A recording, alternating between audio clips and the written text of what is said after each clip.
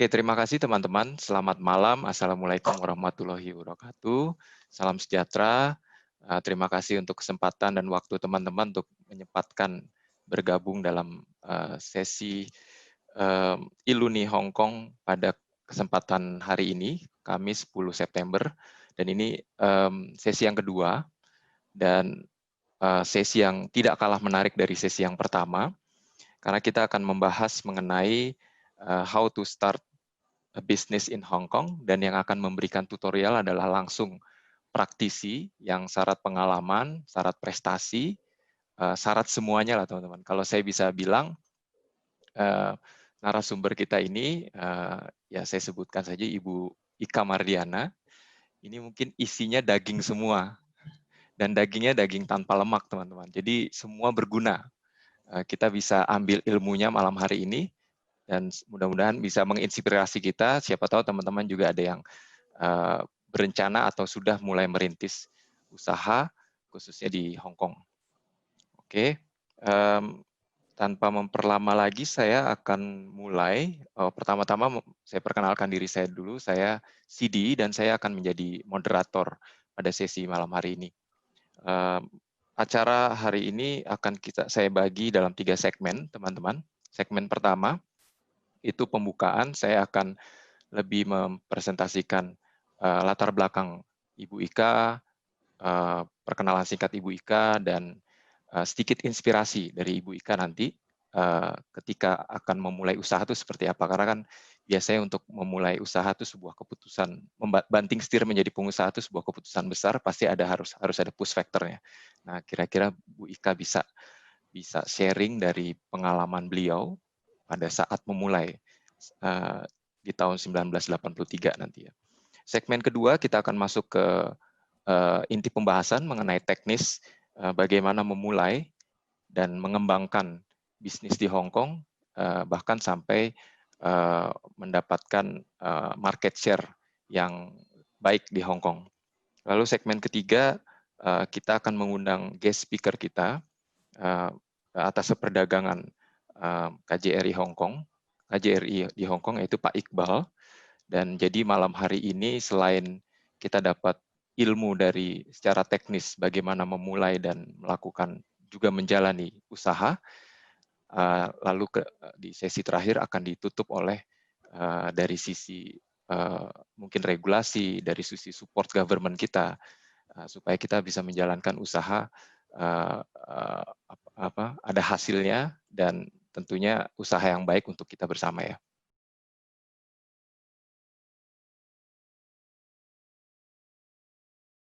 Oke, saya langsung aja teman-teman. Kalau teman-teman Google, Bu Ika ini gampang sekali dan banyak sekali informasi yang saya bisa dapat. Jadi saya tidak akan bacakan satu persatu karena pasti mungkin tidak akan cukup sesi kita kalau dibacakan seluruh prestasi dan perjalanan Bu Ika. Saya akan mengambil beberapa poin yang bisa menjadi inspirasi kita sama-sama. Ibu Ika ini memulai merintis usaha dengan label Ika Butoni itu tahun 1983, dan yang sangat menarik, Ibu Ika memulai usahanya langsung di Hong Kong ya, dan langsung mengambil positioning. Kalau saya dari riset saya itu langsung high end label fashion. Jadi nanti Ibu Ika mungkin bisa memberikan penjelasan sedikit di sini. Lalu dalam perjalanannya pun Ika Butoni ini bisa menembus pasar internasional, dan dari riset saya lagi itu lebih dari 35 negara, jadi buyer dari lebih dari 35 negara itu sekarang sudah secara rutin menjadi pelanggan Ibu Ika dan memasarkan produk-produk Ibu Ika di seluruh dunia ya, di negara-negara tersebut. Lalu setelah besar dengan usahanya, yang lebih inspiratif lagi, Ibu Ika itu tidak pernah lupa untuk membantu yang lain untuk kembali ke Indonesia, khususnya yang saya riset lagi, turning point-nya itu di tahun 97-98 ya, nanti mungkin Bu Ika bisa koreksi saya, di saat negara kita mengalami krisis ekonomi yang cukup parah, cukup memprihatinkan saat itu. Ibu Ika justru dengan kreatif, dengan semangat, Ibu Ika kembali ke Indonesia berpikir bagaimana untuk menggerakkan perekonomian dari bidang keahlian beliau, yaitu di bidang fashion. Hingga dalam perjalanannya di tahun 2000, Ibu Ika ini menjadi founder, menginisiasi Bali Fashion Week. Dan teman-teman, saya pun juga baru tahu di riset ini, karena generasi saya, teman-teman, tadi Ibu Ika kan memulai usaha di tahun 1983. Terus terang saya masih umur 2 tahun saat itu. Jadi jadi banyak hal yang luar biasa saya tahu setelah saya riset. Ternyata generasi sekarang kan taunya Jakarta Fashion Week, Indonesia Fashion Week, lalu dalam perjalanan ada Jakarta Food and Fashion Festival. Ternyata event Bali Fashion Week itu adalah yang paling pertama event fashion di Indonesia, dan itu diprakarsai oleh Ibu Ika. Hingga dalam perjalanannya Bali Fashion Week ini akhirnya menginspirasi event-event fashion tingkat nasional dan juga ada taraf internasional yang ada di Indonesia, yang seperti tadi saya sudah sebutkan ya, Jakarta Fashion Week, Indonesian Fashion Week, Jakarta Fashion and Food Festival, ada Jogja Fashion Week, Surabaya Fashion Week, semua itu awalnya dari Bali Fashion Week. Luar biasa teman-teman. 2006, Ibu Ika mendirikan Bali Export Development Organization. Ini merupakan non-profit organization yang ingin memberdayakan UKM-UKM di Bali, supaya UKM ini memiliki kepercayaan diri, memiliki kualitas untuk bersaing di pasar internasional. Dan Bu Ika tidak melepaskan begitu saja, tapi juga memfasilitasi menghubungkan UKM ini ke pasar internasional. Oke. Luar biasa teman-teman. Dari sekian banyak achievement-nya, saya akan meng-highlight beberapa yang menurut saya luar biasa. Tahun 2012 di event Indonesian Fashion Week, Ibu Ika didapuk penghargaan sebagai pelopor pekan mode di Indonesia, yang tadi saya sudah singgung. Jadi tanpa Ibu Ika, kita tidak akan melihat Fashion Week yang ada saat ini. Jadi karena itu Ibu Ika mendapatkan penghargaan sebagai pelopor pekan mode yang sekarang sudah ada sekian banyak di Indonesia itu. Dengan awal mulanya adalah Bali Fashion Week. Lalu 2014, Ibu Ika juga kembali mendapatkan penghargaan dalam event Jakarta Fashion Week sebagai Fashion Icon Award Indonesia. Oke. Lalu Ibu Ika ini juga dalam perjalanannya sekarang terkenal dengan atau memiliki beberapa brand. Ya.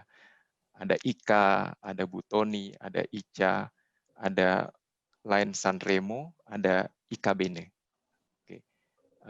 Itu sedikit perkenalan dari saya. Menurut saya itu sedikit karena sangat banyak cerita latar belakang, kisah inspiratif tentang Ibu Ika yang kita bisa dapat, dan itu gampang sekali teman-teman, tinggal Google.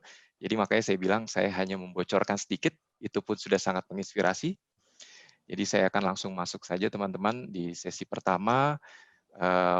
Mungkin walaupun kita sama-sama di rumah, mungkin dalam menyambut Ibu Ika, kita bisa kasih applause dulu teman-teman. Kita tepuk tangan buat Ibu Ika. Selamat malam Ibu Ika, terima kasih. Selamat malam Pak Sidi, selamat malam semuanya. Mbak Rita, Mbak Di, Mbak Widi yang saya udah lihat, dan banyak lagi ke belakang. Selamat malam teman-teman.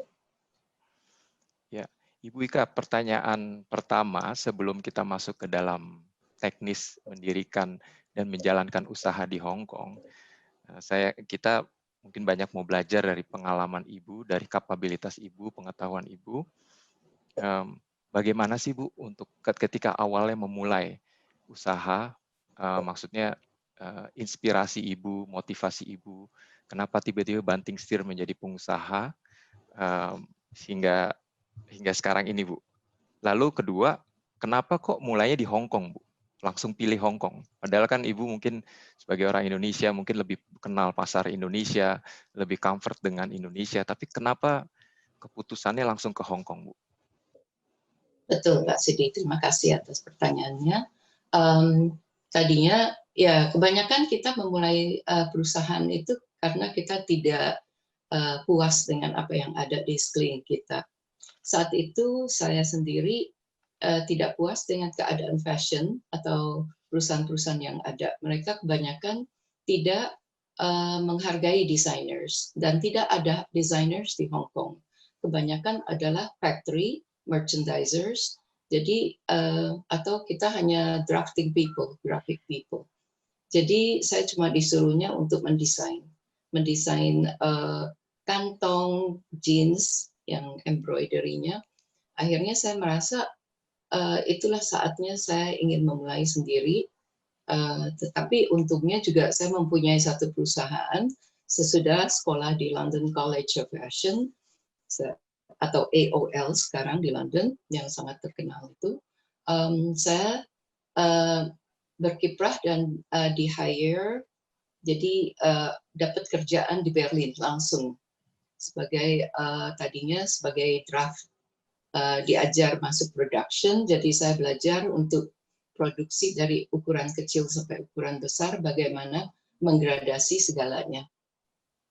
Dan sesudah itu saya diminta untuk mendesain karya-karya yang lebih muda, dan mereka membentuk perusahaan di Ocean Center, dan saya diminta untuk menjadi orang intinya. Itu dari tahun 79 sampai 83. Tetapi karena mereka selalu meminta saya kemana-mana, dan sesudah Cathay Pacific yang awalnya yang menyebabkan saya ke Hong Kong, saya tidak suka pekerjaan yang membuat saya terbang kemana-mana. Jadi saya orang rumah lah, atau orang yang lebih senang di lokasi atau diam, dan saya juga nggak suka terlalu banyak orang. Jadi saya memilih untuk memulai satu kerjaan sendiri. Padahal gajinya itu luar biasa ya, karena saya mendapat salary yang gajinya gaji Jerman, bayarnya pajaknya Hong Kong 15%, teman-teman yang lain membayar 40%. Jadi tapi uang itu tidak pernah menjadi acuan saya. Saya keluar dan membuat perusahaan sendiri dengan saat itu 200.000 Hong Kong di tabungan. Saya bilang, kalau if I lose it, I lose it. Apa yang saya dapatkan kalau seandainya saya rugi dan bangkrut, gitu ya. Tapi saya bilang, yang akan saya dapat adalah pelajaran yang baik.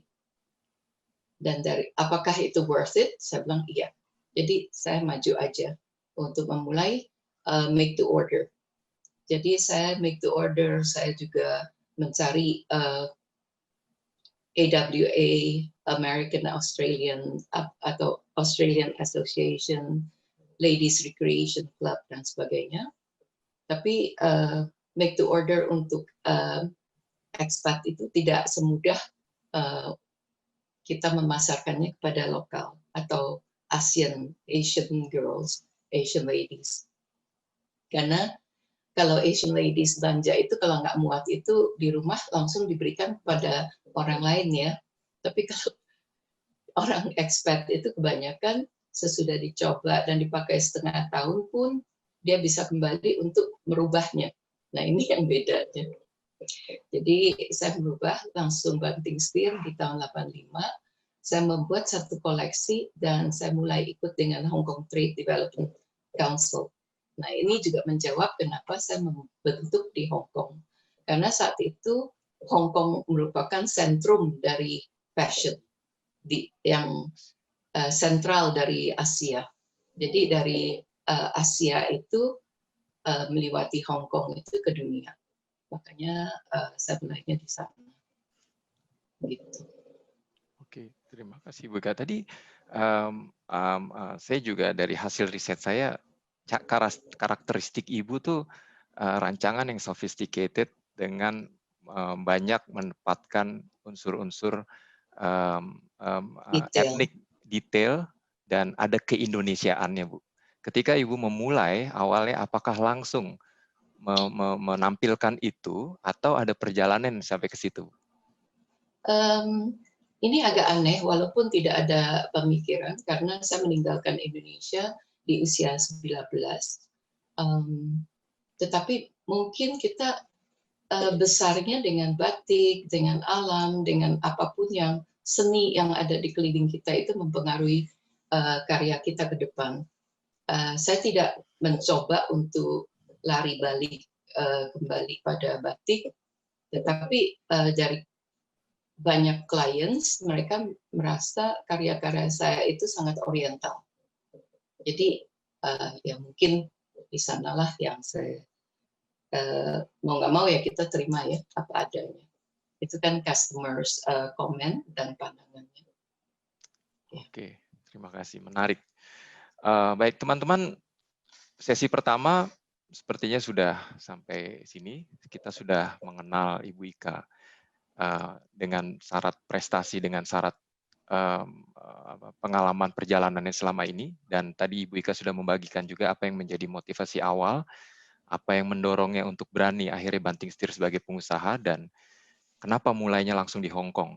Dan itu sangat, menurut saya itu sangat make sense. Dan terima kasih Bu Ika untuk sharingnya. Teman-teman sambil berjalan, jika ada pertanyaan boleh langsung chat. Nanti saya akan bacakan. Ibu Ika langsung menjawab pertanyaan langsung ke Ibu Ika.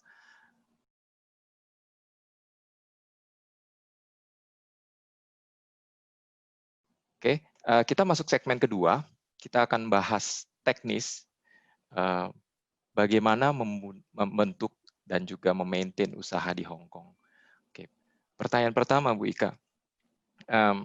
Mungkin tadi Ibu sudah menyinggung dikit, tapi kita bisa lebih gali lebih dalam. How to make the idea into reality, Bu?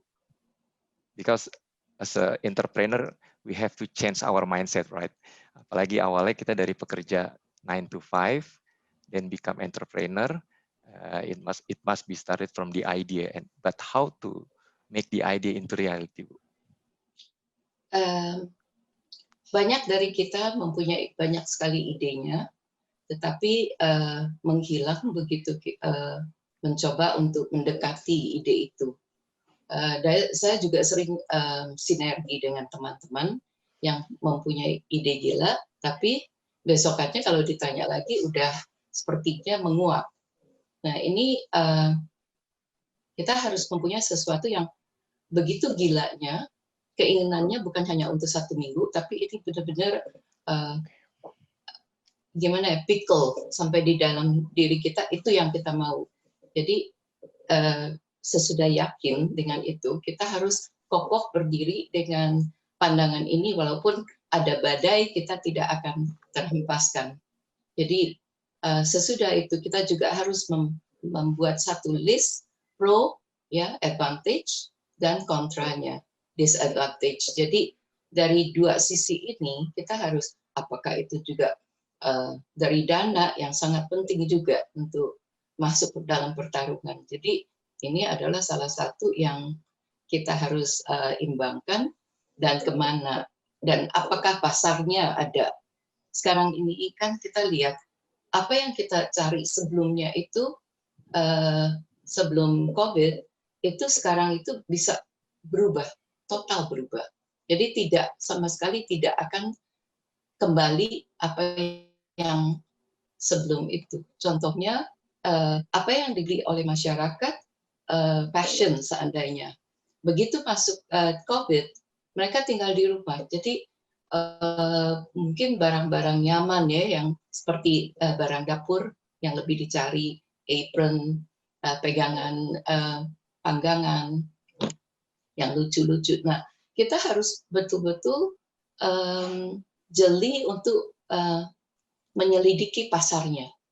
Itu yang paling penting. Kita tidak bisa cuma bilang this is what I want. Seperti juga pasaran, seandainya sekarang ini juga diajarkan kan banyak ya, apakah itu Amazon, Shopify, Dropify, itu semuanya juga kita masuknya itu tidak boleh melihat apa kemauan kita. Kita harus malah melihat apa maunya pasar, baru kita masuk. Nah, saya lihat juga Pak Sidi juga ingin memikirkan mungkin cara-cara untuk teman-teman bisa berbisnis ya. Tapi itu tidak hanya begitu saja. Kita harus melihat apa yang dicari di Hong Kong, ataupun di Macau, ataupun di China, ataupun di dunia yang saat ini mungkin kita harus lupakan Amerika ya kalau dari Hong Kong, karena Hong Kong di bawah China. Dan kalau ke Amerika itu kemungkinan aja dibabas dalam perjalanan. Jadi kita cari pasar lain. Oh ya, mungkin nanti kita juga akan tanyakan pada Pak Iqbal mengenai ASEAN, which is very interesting, karena ASEAN ini akan terbuka kan, jadi kita perpajakannya itu kita nggak membayar pajak lagi, itu bebas antara kita semua. Nah ini jauh lebih menarik untuk dilihat oleh masyarakat Indonesia, teman-teman Hong Kong. Kita lihat apalagi yang bisa dicari di Thailand, mungkin untuk di Indonesia, dari Indonesia bisa ke Vietnam dan sebagainya, dan ke Hong Kong as well. Oke, menarik. Saya catat teman-teman. Kuncinya adalah jeli dan sensitif dengan perkembangan yang ada. Itu luar biasa. Terus ketika kita buat come up sama satu idea atau beberapa idea, Bu Ika tadi juga highlight idea itu jangan berumur seminggu, tapi kalau bisa kita melihat jauh ke depan. Karena sampai nggak bisa tidur. Berarti saya bisa bilang intuitif ya, Bu? It's your own passion. Tapi nggak cukup ya hanya passion. Passion itu harus dikembangkan juga bersamaan dengan pasar. Dan saya memang beruntung ya, saatnya saya seperti Pak Sidi bilang, karya saya itu lebih ke Indonesia. Tidak, sebetulnya saya mencoba untuk melihat bagaimana caranya, karena saya dicontek terus. Sampai satu file itu, sekarang di kantor, saya tuntut banyak perusahaan untuk mencabut karya-karya mereka. Dan saya bisa pasang di sini, lain kali. Tapi malah selain coba memberikan notification, mereka langsung cabut ya, kalau orang Barat, orang Perancis, orang Itali, termasuk Roberto Cavalli, karya saya masuk di halaman depan Cosmopolitan. Sangat bangga. Tapi instead of kita menuntut, ya kita malah merasa, kalau kita bisa ditiru, artinya kita lebih original daripada orang-orang tersebut. Jadi kita lari lebih cepat. Itu ya caranya juga dari teman-teman kalau berkarya, jangan mengambil apa yang sudah ada. Jadi artinya kita mengamati, mengadaptasi, meniru, tapi diinikan lagi, maksudnya diadaptasi sesudah itu dengan cara kita yang lebih baik daripada lawan kita. Nah itu caranya kita untuk sukses. Oke. Pertanyaan berikutnya Bu Ika, how to start the business in Hong Kong, Bu? Secara teknis dari pengalaman Ibu, apa yang harus dipersiapkan, apa yang harus itu dimulai? Begitu lama ya, itu tahun 83 itu. Tapi rules-nya sih sebetulnya government incorporation fee ya. Jadi kita harus apply. Banyak sekali perusahaan-perusahaan yang dapat membantu kita, jadi meringankan beban kita, dan mereka sangat ingin untuk dapat melakukannya, ya kan? Karena ini adalah fee mereka. Jadi selain government incorporation, itu BR, business registration, terus 1 tahun registered office address, kita bisa aja ya, kita pakai dari perusahaan yang membantu kita. Terus 1 tahun company secretary yang kita harus cari juga, itu mandatory ya. Digital copy of official company documents. Nah, saya nggak bisa membacanya dalam bahasa Indonesia. Digital copy of official company documents. Terus itu mengambil 2 minggu untuk membuat perusahaannya dan open account. Ya, dalam itu juga kita memerlukan 1 shareholder, ya, 1 director, salah satunya Ya, one of which must be natural person, jadi bukan company. Satu, license company secretary, ya, jadi kembali register address, ya, jadi significant controller register. Ini nanti kalau perlu saya akan berikan juga, included in incorporation package, ya, kalau kita mencari perusahaan yang membantu kita. Jadi bagusnya itu ya di profit tax rate-nya di Hong Kong itu sangat menarik.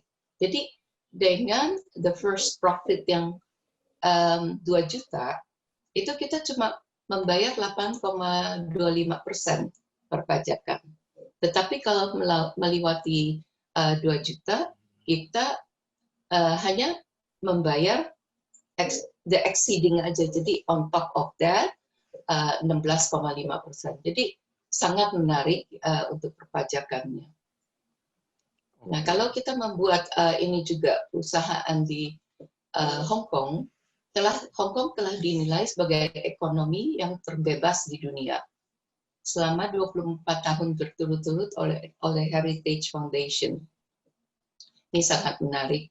Sebagai pusat keuangan internasional, Hong Kong sangat disukai oleh investor di seluruh dunia karena sistem hukum yang sangat mapan, sistem perpajakan yang sangat sederhana, tarif pajak yang rendah, infrastruktur dan fasilitas komunikasi lengkap. Profesionalitasnya berkualitas sangat tinggi, apakah itu manufacturer ataupun siapapun ya dalam bidangnya, itu kualitas yang ada di Hong Kong itu sangat tinggi. Yang kalau kita kemana-mana tuh biasanya awalnya itu saya ke India membuat perusahaan atau di China, saya selalu sangat kecewa atau step by step ya. Hong Kong menawarkan peluang bisnis yang tidak terbatas, berfungsi sebagai platform ya untuk ekonomi dan perdagangan global. Keuntungan mendirikan perusahaan di Hong Kong adalah sistem hukumnya sangat baik, mendapatkan kredit internasional dengan memanfaatkan reputasi Hong Kong sebagai pusat keuangan internasional. Hong Kong memiliki banyak saluran pembiayaan dengan tidak adanya kontrol devisa, dana dapat diedarkan dengan bebas. Nah, kita juga bisa kalau seandainya ya kita memikirkan untuk membeli shelf company ya. What are the benefit of buying of shelf company? Ya, jadi dia punya startup-nya itu sudah dilakukan orang lain kan.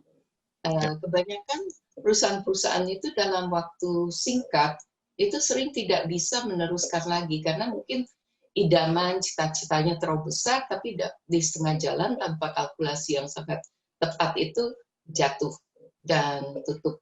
Nah, ini banyak sekali shelf company yang bisa dibeli.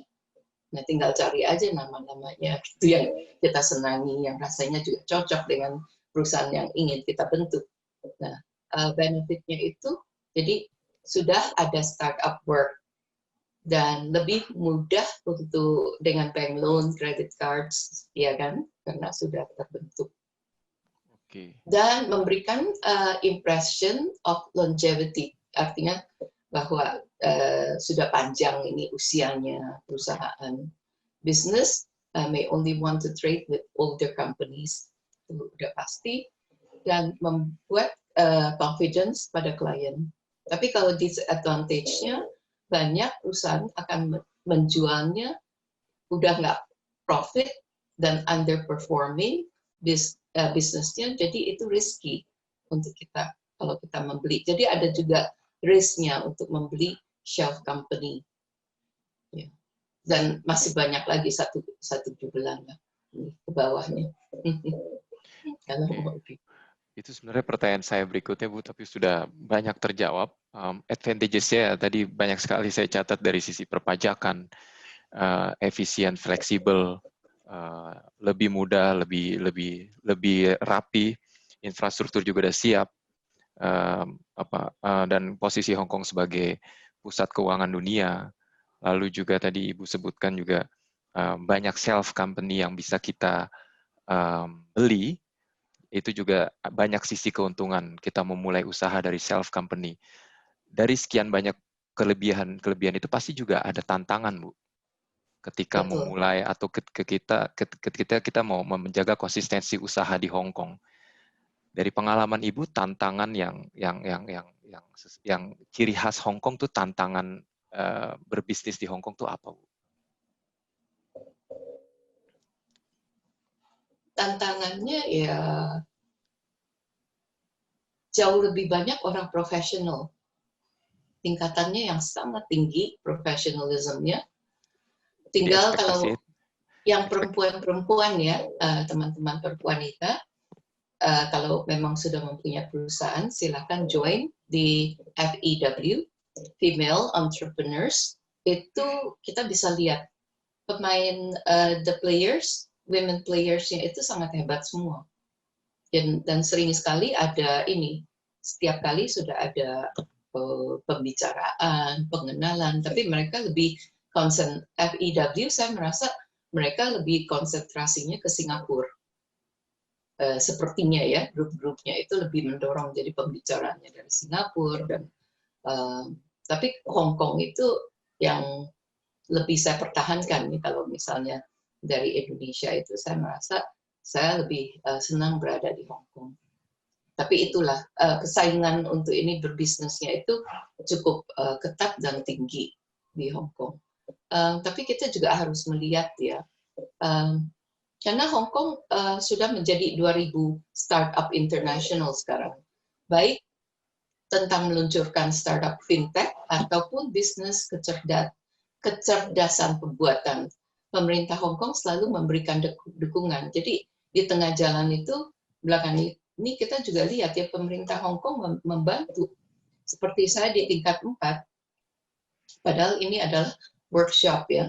Pemerintah Hong Kong aja dengan tidak sungkan-sungkan sudah masuk 80.000 ke dalam kita punya account untuk membantu keterusannya. Karena pemerintah tidak mau kalau seandainya kita mempunyai karyawan ataupun perusahaan kita mengalami kesukaran, mereka langsung menyuntikkan dana.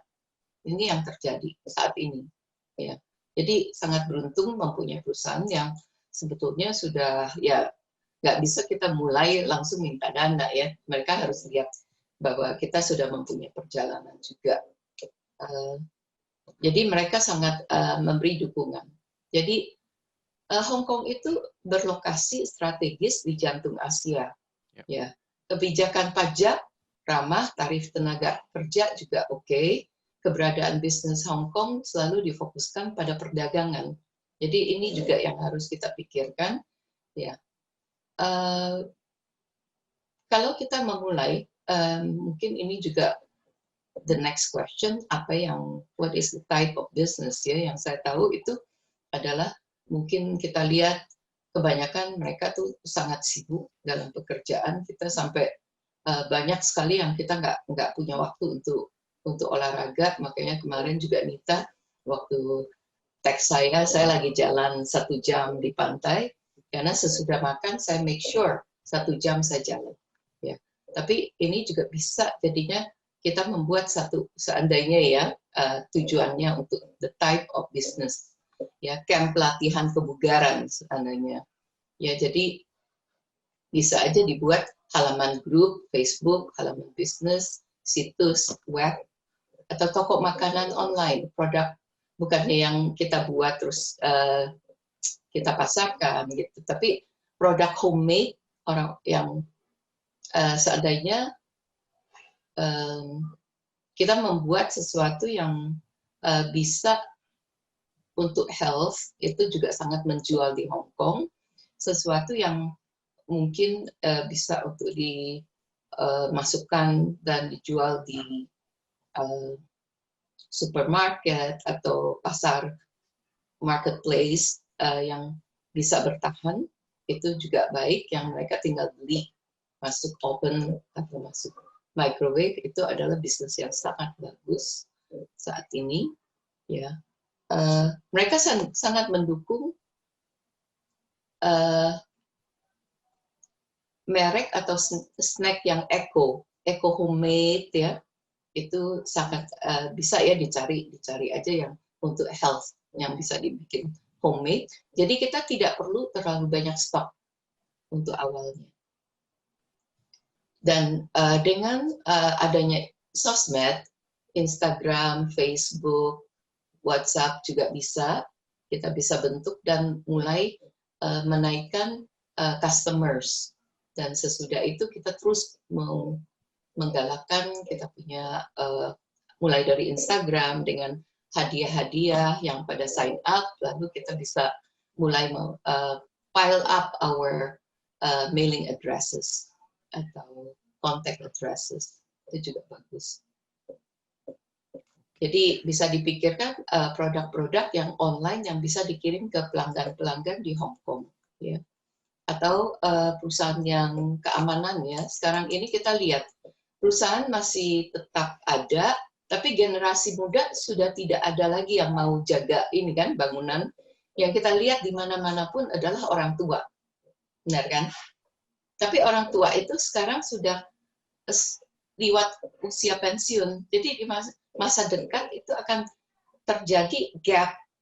Nah, kalau saya pikir kita memikirkan even mencari produk-produk yang detektor ya untuk asap atau sistem alarm keamanan ya, alarm atau detektor untuk suhu, detektor untuk kaca pecah atau itu juga akan sangat laku ya ke depannya untuk keamanan. Itu juga bisa dipikirkan.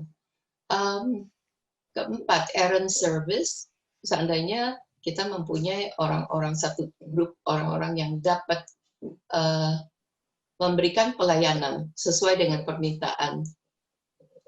Contohnya seperti Foodpanda, Deliveroo, itu kan sangat ya dicari. Saya berdiri di depan Pizza Express saja, berapa banyak yang udah langsung berangkat untuk mengantar makanan. Begitupun di Indonesia, saya yakin. Selanjutnya adalah produk kesehatan. Kita lihat ya, sejumlah apotek-apotek yang ada di Seng Sui ya, kalau nggak salah ya, sangat banyak karena sekarang nih mungkin bukan hanya Hong Kong tapi dunia mulai memikirkan untuk bagaimana top up untuk kesehatannya. Ini juga jadi menjadi satu poin yang bisa dipikirkan.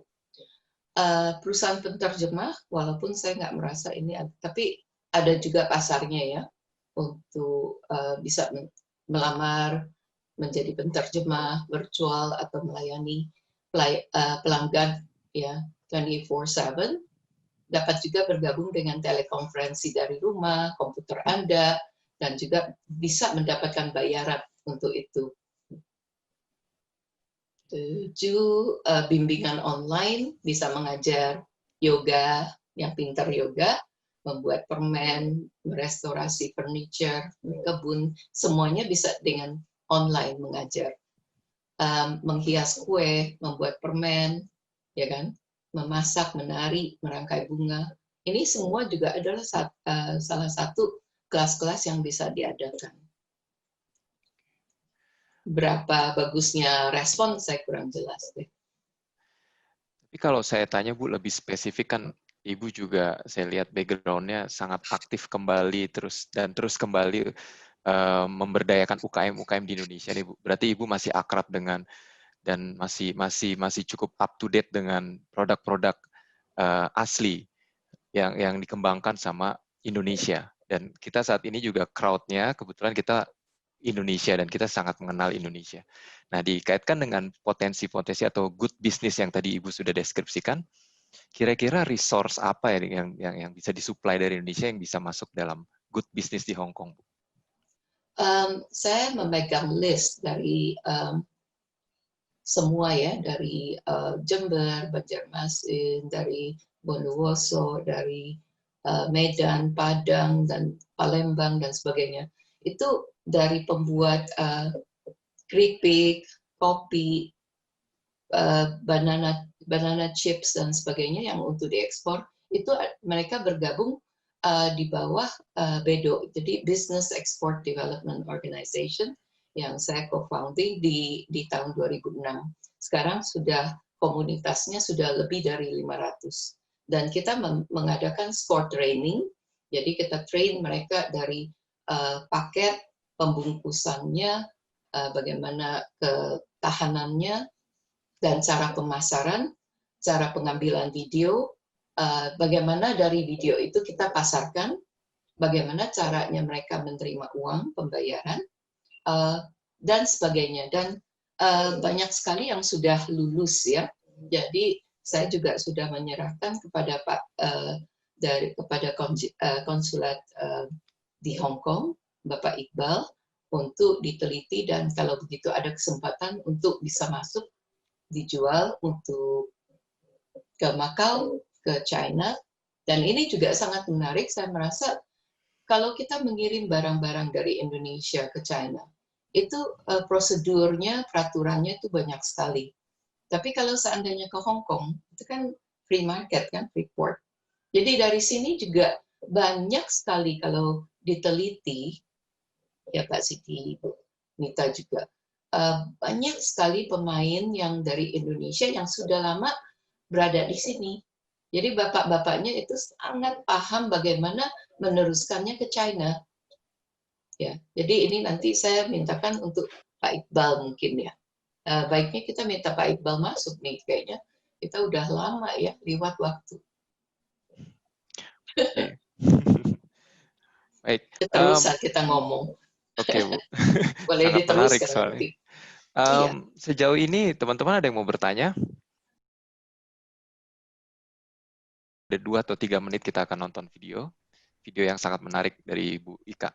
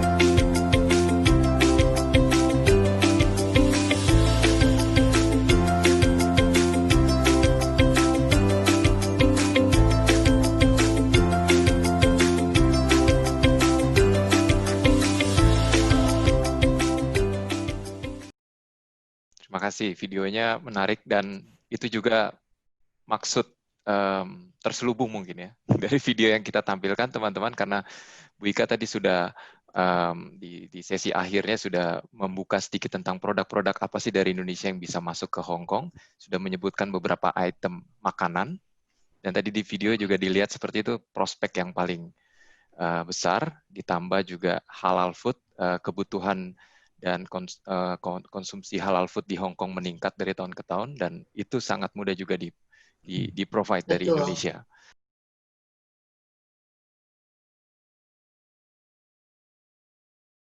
Dan lebih spesifik lagi, Pak Iqbal, langsung saja mungkin itu pertanyaan pertama, Pak.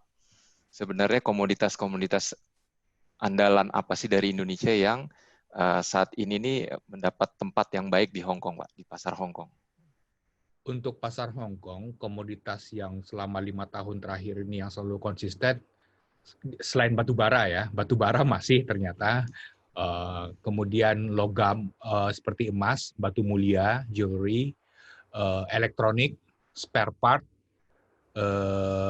garment, serta makanan dan minuman. Itu yang top 5-nya produk-produk Indonesia. Oke. Dan itu apakah hanya Hong Kong atau tadi kan Ibu Ika juga sudah menyinggung Hong Kong itu sebagai hub.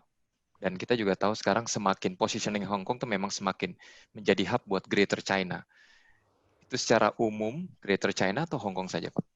Jadi berbisnis dengan Hong Kong seharusnya tidak melihat Hong Kong sebagai tujuan akhir. Karena kalau melihat Hong Kong sebagai tujuan akhir, rugi. Hong Kong itu penduduknya cuma 7,5 juta jiwa. Mendingan berbisnis dengan Jabodetabek. Jabodetabek itu 13 juta.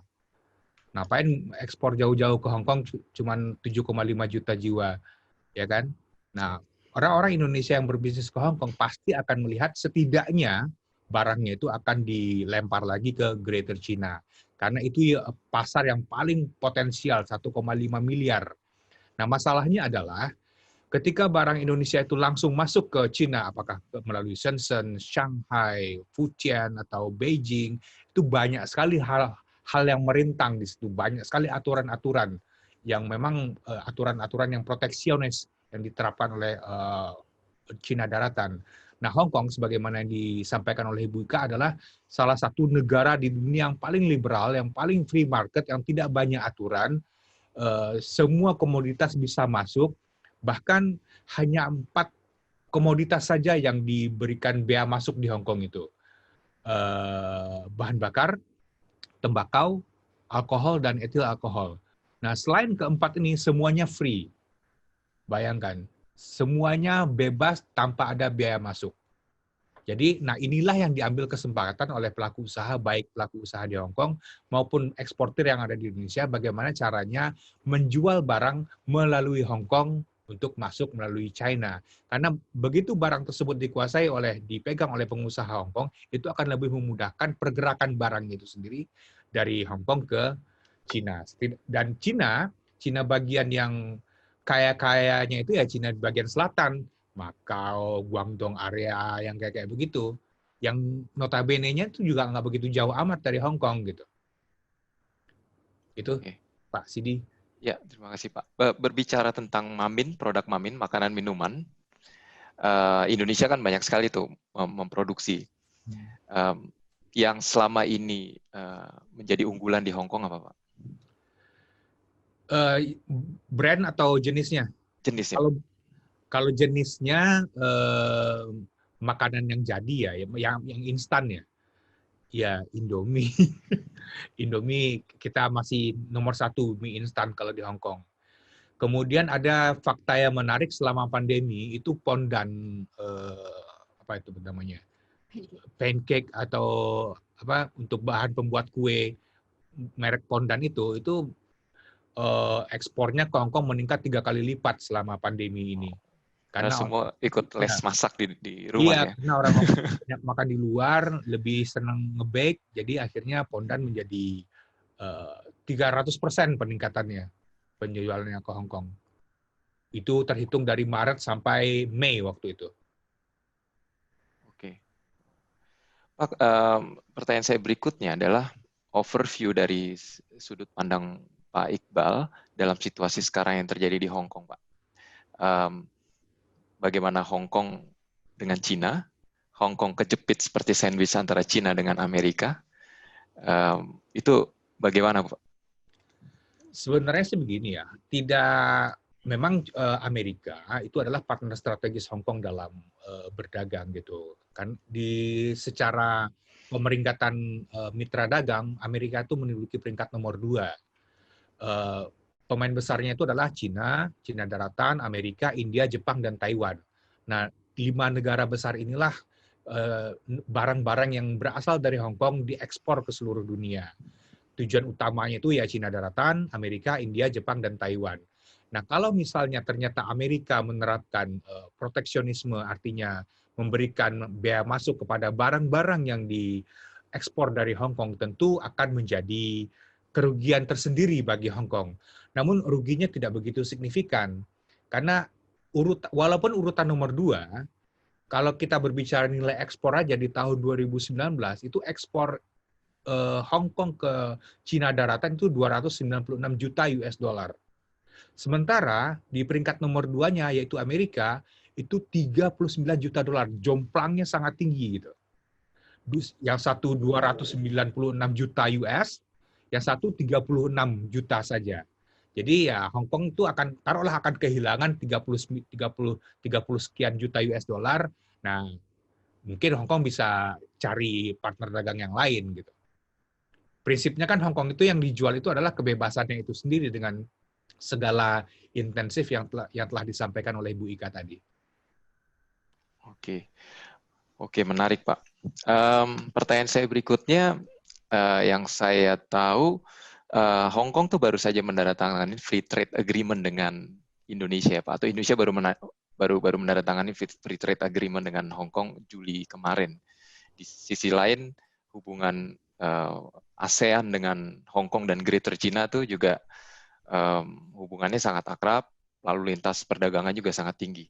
Nah, dengan ditambah adanya free trade agreement yang ditandatangani Hong Kong dengan Indonesia, itu plusnya apa Pak? Advantages-nya apa tuh Pak? Oke, sebenarnya bukan Hong Kong yang menandatangani free trade agreement dengan Indonesia, namun adalah dengan negara ASEAN. Oke. Ya, nama perjanjiannya itu adalah ASEAN Hong Kong China Free Trade Agreement. Itu diinisiasi tahun 2017, kemudian baru mulai keberlakuannya itu Juli 2020 kemarin. Pihak yang paling diuntungkan sebenarnya di sini adalah Hong Kong itu sendiri sebenarnya. Mengapa begitu? Karena barang-barang yang diekspor dari Hong Kong ke seluruh negara ASEAN yang dulunya itu diberikan tarif dan bea masuk, sekarang secara bertahap, secara berkomitmen barang produk HS atau produk-produk tertentu itu mulai dikurangi biaya masuknya.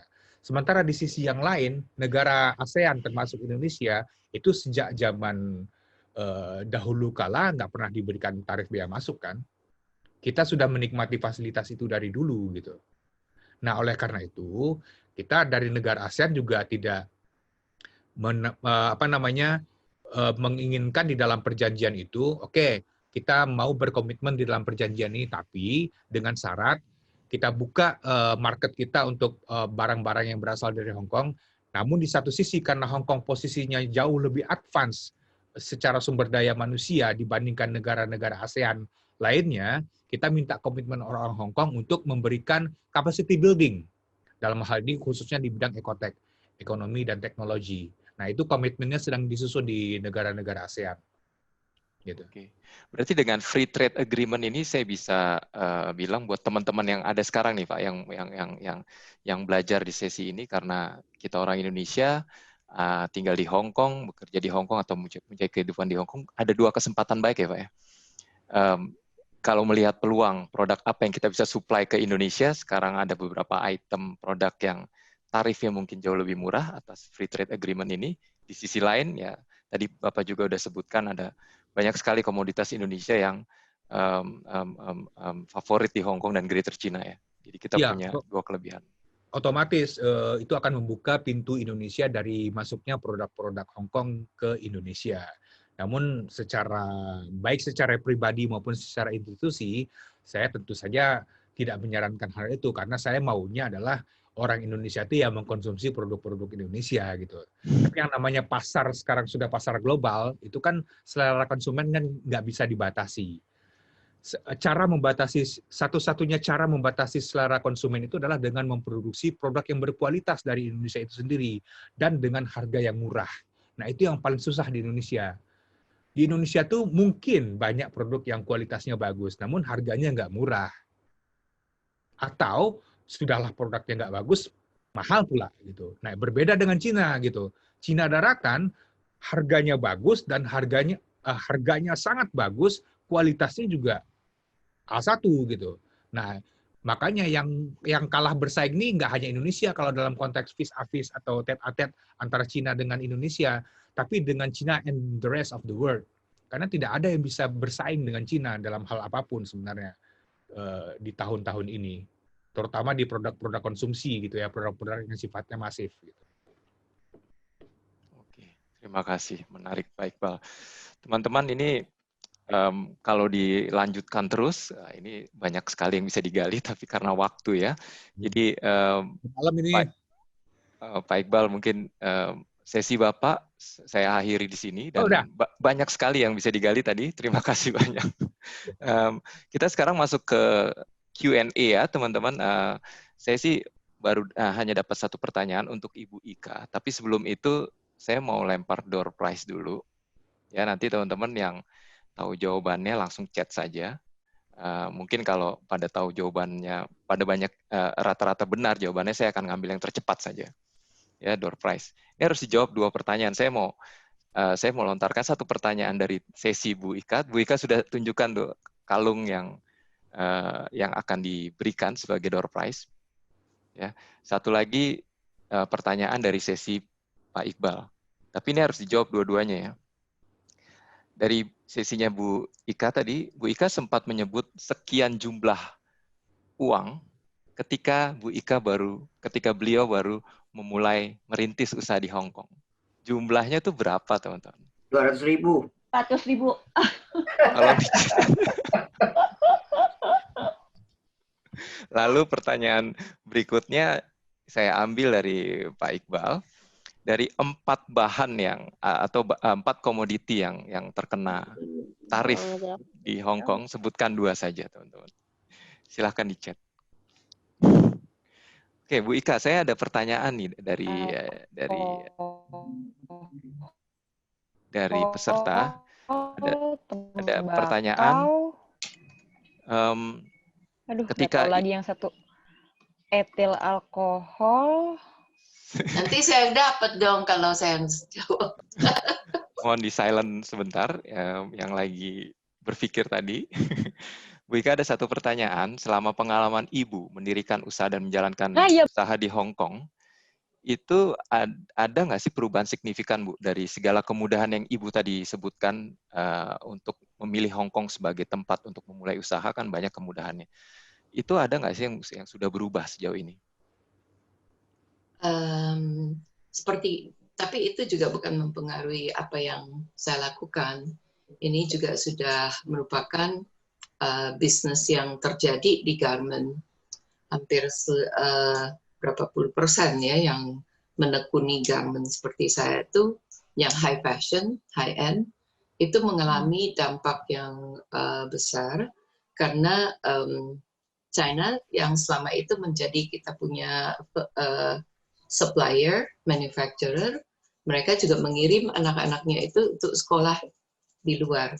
Jadi sekembalinya mereka anak-anaknya sangat terdidik, dan lewat sosmed mereka juga melakukan, kita juga tahu seperti Alibaba, lewat dengan Taobao dan sebagainya, dan juga Amazon, yang kalau dulu itu dari saya harus ekspor produksi ke importer ke wholesaler ke butik. Jadi ada beberapa tahap yang kalau seandainya saya menjual dengan harga 100 US, itu jatuhnya itu oleh Adolfo Dominguez, perancang yang paling terkenal di Spanyol dan juga di Eropa, itu dijualnya 10 kalinya, jadi 1.000 US. Nah, sekarang ini Amazon, Alibaba, Taobao, apalagi Taobao ya, mereka pakai kainnya itu kain yang paling murah, yang pokoknya dibentuk, di-copy dari mana, dijiplak, dan dicari model yang tinggi sekali untuk berpose jalan. Dicoba deh kalau kita order dengan pose yang begitu indah, kita pikir, wow, ini kalau kita beli akan bagus juga gitu. Begitu kita dapat barangnya itu udah sangat beda. Dan begitu kita pakai, mungkin masih bisa dipakai sekali, sesudah cuci ya habis, sudah finish the story. Tapi yang jadi masalah kita ya tamu-tamunya saya tidak bisa bersaing dengan factory yang manufacturers yang dari China itu berapa ratus sekalinya didukung oleh pemerintah, dibawa ke Magic di Amerika, di IGEDO, di CPD, Paris Fashion Week, Milano Fashion Week, itu didudukin di sana. Jadi langsung mereka ketemu dengan pembeli langsung. Jadi bayarnya saya kolaps. Dan mereka berganti haluan. Nah, ini kejadiannya yang tadi dibilang pergantian dari sisi bisnis. Oke, Pak Sidi. terima kasih Bu Ika. Ada satu pertanyaan buat Pak Iqbal nih Pak. Ini sepertinya dari peserta, ada peserta yang mau langsung action nih Pak. Tadi Pak Iqbal sebut ada dari efek maksudnya efek positif dari free trade agreement yang ditandatangani antara Hong Kong dengan ASEAN adalah ada beberapa barang dari sisi Hong Kong tuh masuk ASEAN tarifnya lebih rendah. Nah, pertanyaannya ada, kalau mau tahu item-item tersebut lebih detail itu aksesnya kemana Pak ya? Cari informasinya di mana? ASEAN Sekretariat. ASEAN Sekretariat. ASEAN Sekretariat bisa, kemudian TID, Trade and Industry Department of Hong Kong. Itu juga ada hal-hal yang terkait itu, karena itu kan sangat banyak sekali itemnya. Oke, terima kasih Pak Iqbal. Bisa. Baik teman-teman, sepertinya saya harus wrap up, saya harus tutup sesi kita malam hari ini, dan sebelumnya saya akan umumkan siapa yang akan dapat door prize. Pertanyaan yang menjawab cepat cukup banyak, dan ada yang menjawab Ibu Ika memulai usaha 200 juta dolar Hong Kong dolar. 200.000. Ya, 200.000, bukan 200 juta. Di sini saya harus memilih Pritya karena cepat dan lengkap, 2 pertanyaan terjawab. Dia yang mikir tadi. Dan juga Prita mengajukan pertanyaan. Oke. Satu door prize lagi, Ibu Ika ada pilihan peserta favorit di sini. Masker 4D yang sudah menghiasi KJRI di 17 Agustus. Terima kasih Pak Iqbal untuk ordernya, dan bentuknya seperti ini, 4D. Jadi dapat untuk wanita ataupun pria. Jadi ini hadiahnya. Silakan. Oke, silakan. Mungkin dari Banita deh, sebagai Ketua ILUNI Hong Kong. Ada pilihan kira-kira peserta yang akan dianggap sebagai peserta favorit. Oh, peserta favorit hari ini. Waduh, ini susah sekali nih. Soalnya saya juga bingung nih. Mungkin kalau saya boleh pilih, mungkin pilih yang dari awal tadi saya udah lihat, sudah datang ya. Dari awal tuh mungkin Mbak Yulis Warren. Ini siapa ya Mbak Yulis Warren? Dari tadi saya lihat dari awal. Itu mungkin bisa nanti Mbak Yulis itu di Hong Kong atau di jangan-jangan di luar negeri lagi, jangan-jangan saya udah mungkin Hong Kong. Oke. Nanti Mbak Yulis mungkin bisa kirim ke ILUNI Hong Kong, UI Hong Kong, saya kirimkan sekarang alamat email kami, jadi bisa langsung kirim nanti untuk arrangement delivery-nya nanti. Sama juga dengan dan ya. Ini juga dibuatnya dari Indonesia, buatan Indonesia oleh perusahaan di Bandung namanya Tunika, yang tadinya membuat baju-baju muslim, tapi karena keadaan mereka langsung banting setir untuk membuat masker, dan saat ini sudah hampir 100.000 yang mereka buat. Sangat luar biasa. Oke, terima kasih sekali lagi buat narasumber Ibu Ika, terima kasih buat Pak Iqbal, dan juga terima kasih buat teman. Terima kasih banyak untuk waktu dan kesempatannya. Terima kasih. Terima kasih, sangat penuh daging Pak Iqbal. Penuh daging, betul. Banyak lemak ya.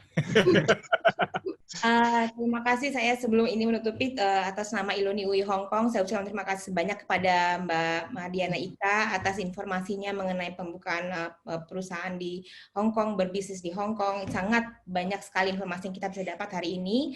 Kedua juga kepada Bapak Iqbal Sohwan atas nama KJRI bagian perdagangan. Informasinya sangat-sangat penting sekali mengenai perdagangan. Kita jadi tahu mengenai statistik apa yang bisa masuk di Hong Kong dan segala macam yang saya harap berguna sekali bagi semua peserta hari ini. Dan juga hari ini terima kasih juga untuk Mas Sidi dari Iluni juga yang sudah hari moderator. Terima kasih. Dan terutama untuk semua orang yang sudah datang hari ini untuk mendengarkan, bertanya, aktif. Terima kasih sekali. Seperti yang semuanya sudah tahu bahwa kalau misalnya nama Iluni UI itu adalah core kompetensi kita adalah dalam memberikan informasi yang berguna bagi masyarakat dan juga pada anggota kami. Jadi saya harap hari ini bisa memenuhi salah satu tujuan kami. Dan kalau misalnya ada yang saya mau nonton, nanti kami akan upload di YouTube. Semoga bisa di forward nanti dan berguna untuk hal yang lebih baik lagi. Ini sekali lagi ya. Ya, ini juga saya mau terima kasih dengan Ibu Jenny Cahyawati dari Indonesia Modest Fashion yang juga ada ikut serta di sini hadir. Terima kasih banyak Ibu Jenny, Ketua dari Modest Fashion. Oke, terima kasih sekali Bu Jenny. Terima kasih, selamat datang. Nanti kalau misalnya ada pertanyaan atau apa atau input segala macam, hubungi kami melalui seperti email yang sudah ditulis di grup, di chat grup, yaitu Iluni UI Hong Kong atau iluniuihk@gmail.com. Dan kita juga punya Instagram, Facebook, dan YouTube. Semoga saja kita bisa ketemu lagi. Dan untuk para anggota Iluni UI Hong Kong nih, kali ini sementara ini kita masih ada nggak bisa social distancing, nggak bisa bertemu, tapi kita berharap nanti dalam waktu dekat bisa direlaksasi lah social distancing isunya dan kita bisa bertemu lagi, silaturahmi lagi, tatap muka lagi. Terima kasih sekali lagi. Mungkin kita berfoto nih. Iya, bisa. 1, 2, 3. Sekali lagi, 1, 2. Oke, excellent. Thank you. Selamat malam. Terima kasih. Selamat Oke. malam semuanya. Terakhir, selamat malam. Terima kasih teman-teman untuk kehadiran di sesi malam ini. Kita bertemu lagi di sesi-sesi edukasi berikutnya dari Iluni Hong Kong. Terima kasih. Sampai bertemu lagi teman-teman. Wassalamualaikum warahmatullahi wabarakatuh. Waalaikumsalam. Terima kasih. Terima kasih. Selamat malam. Selamat malam. Malam.